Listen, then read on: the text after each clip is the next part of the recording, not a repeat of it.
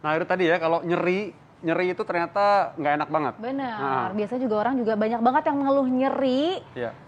Dan apalagi wanita ya, ada period, ada ngelahirin, aduh Kasian udah banget, deh apalagi ya. kalau nyeri kalau misalkan ada permasalahan dalam rumah tangga ya, nyeri banget pasti itu. Nyerinya di sini, ya, itu sakit perih, banget sakit, pastinya. tersayat-sayat.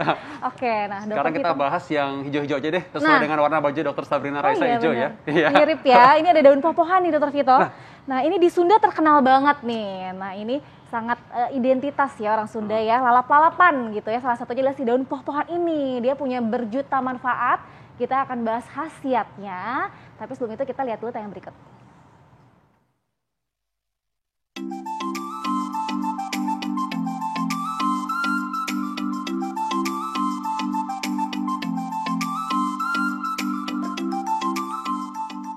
Lalapan ialah istilah yang sangat dikenal dalam sajian masakan khas Tanah Priangan yang berisi aneka daun-daunan segar beserta sambal.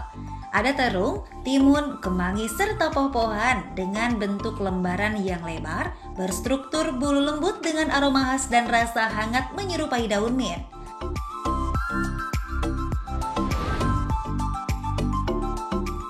Selain di tanah air, tanaman bernama latin Pilea melastomoides ini juga banyak tersebar di wilayah Asia lainnya, seperti Vietnam, India, Taiwan, Sri Lanka, hingga Hong Kong. Tumbuh di ketinggian 700 hingga 1750 meter di atas permukaan laut, poh-pohan mudah ditemukan dimanapun.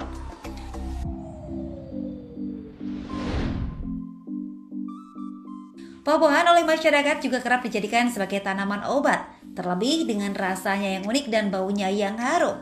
Sehingga bukan saja nikmat dikonsumsi, poh-pohan bisa menyehatkan. Lalu apa saja khasiat dan kandungan nutrisi yang terkandung dalam poh-pohan? Adakah efek samping bila dikonsumsi secara berlebih? Simak informasi lengkapnya di Hidup Sehat berikut ini.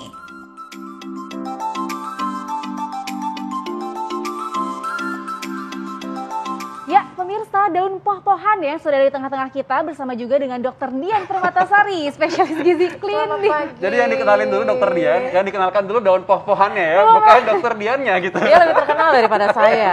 Iya. Ya, Dokter Dian, kita akan bahas ya daun poh-pohan ini nih. Nah oke, daun poh-pohan ini namanya lucu ya. Tapi ini ada fakta mitos yang juga lucu-lucu juga. Ini katanya nih ya, daun poh-pohan ini katanya dapat menurunkan hipertensi atau tekanan darah tinggi. Ini fakta atau mitos? Fakta.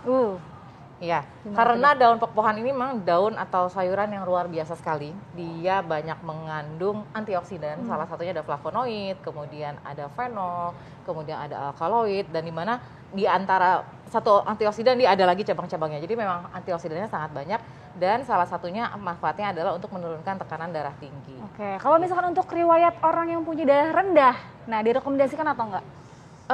Namanya sayur-sayuran ya pastinya harusnya kita rekomendasikan. Tapi kan kalau untuk obat-obatan dia juga sebenarnya bukan yang utama. Jadi hanya sebagai suplementasi kalau untuk darah tinggi. Tetap ya pola hidup sehat, kemudian obat-obatan darah tinggi. Nah ini sebagai salah satu suplementasi atau tambahan untuk menurunkan tekanan darah. Jadi jangan khawatir kalau yang bilang ngakunya darah rendah lalu jadi turun banget itu enggak. Ya, tenang aja, tenang. Selanjutnya fakta mitos selanjutnya dokter. Katanya si daun poh-pohan ini dapat mengurangi asam urat. Ini fakta atau mitos dok? Ini juga fakta, tapi sayangnya penelitiannya juga banyak. Jadi memang baru sedikit penelitiannya, jadi memang harus ada penelitian lebih lanjut mengenai daun poh-pohan ini untuk dapat menurunkan asam urat. Tapi kalau misalnya orang yang punya asam urat kan katanya kadang-kadang dibilang nggak boleh makan sayuran hijau. Nah ini hijau nih. Itu dia, makanya kenapa masih butuh penelitian tambahan, karena ya asam urat itu kan di semua makanan kan banyak ya. Yang terbanyak sih sebenarnya pada protein hewani, bukan di sayur-sayuran daun warna hijau. Jadi masih boleh dikonsumsi, tapi mungkin hanya seminggu 1 sampai 2 kali, tidak terlalu sering. Baik, berarti kalau untuk penderita asam urat mungkin harus agak berhati-hati juga ya. Betul. Untuk si sayuran dan asam urat kan sifatnya sensitif ya. Tiap orang tuh beda-beda. Ada yang misalnya Vito asam urat tapi dia cocok makan kangkung, tapi Raisa tidak cocok makan kangkung. Nah, jadi memang setiap orang bisa beda-beda. Jadi nggak selalu sayuran hijau ini tidak boleh bagi orang yang asam urat. Betul, tinggi, masih gitu boleh ya. sekali. Ya, Fakta mitos selanjutnya, nah dokter, ini katanya si daun pohon ini dapat menurunkan kadar gula darah. Ini fakta atau mitos? Ini sangat fakta, penelitiannya banyak dan memang bagus ya. Jadi ada yang mengatakan bahwa air rebusannya itu bagus untuk menurunkan gula darah. Kemudian ada yang ekstraknya juga. Nah, yang ekstrak ini dilakukan pada tikus ya. Jadi 7 sampai 14 hari si tikus ini diberikan ekstrak dari daun pohon selama 2 minggu, kemudian dilihat hasilnya ternyata gula darahnya menurun sampai 60%. Wow. Ya, dan dia memiliki efek hipoglikemik, dia memperbaiki sensitivitas insulin, dia memperbaiki regenerasi sel beta dari pankreas, yaitu semuanya terkait dengan diabetes mellitus. Wah, ini pas banget nih kalau misalkan orang yang suka makan nasi pakai lalapan ya. Mungkin lalapannya daun pohon biar nasinya nggak terlalu tinggi. Kadar gulanya bisa agak diturunin Iya. ya. Nah, terus tapi tadi kan dibilang kan itu kan dalam bentuk ekstrak ya, Dok ya. Kalau langsung dimakan gini gimana untuk menurunkan gula? Berapa tapi banyak? kalau bentuk ekstrak itu kan dia sudah dikemas supaya banyak jadi satu kapsul. Nah, karena kita nggak mungkin dalam satu kali makan tuh memakan segini daun pohon tuh nggak mungkin. Jadi memang paling tidak dalam setiap kita makan itu harus ada sayur-sayuran kan. Kalau di isi piringku setengah piring itu kan sayur-sayuran dan buah-buahan ya. Mungkin salah satunya ini bisa menjadikan satu pilihan untuk pilihan sayur-sayuran bagi penderita diabetes. Setengah piringnya ya, bukan Setengah cuma piring. seperempatnya Betul. sayurannya, Dokter Vita. Apalagi buat hiasan doang. Kadang-kadang buat hiasan doang nggak dimakan. kadang-kadang Iya. sayur-sayuran Karena tuh. mungkin aromanya mungkin ada yang beberapa nggak nyaman gitu, tapi sebenarnya ternyata dia menyehatkan gitu. Tapi kalau udah biasa sih enak lah ya. Iya, betul sekali. Saya udah kebayang pakai sambal nih daun pohon, pakai cabe, cobek ya. Wah, oke. Berikutnya lagi nih. Katanya daun pohon ini punya manfaat yang baik untuk mencegah pengeroposan tulang. Ini fakta atau mitos? Fakta. Karena di dalam pohon ini dia memang 80% itu air, tapi kalsiumnya tinggi, vitamin A-nya tinggi. Nah, kalsiumnya ini dia dalam 100 gram daun pohon dapat mencukupi kebutuhan kalsium sekitar 60 sampai 70%. Wow. Padahal Jadi memang ngomong bagus. ini ya, padahal. Iya.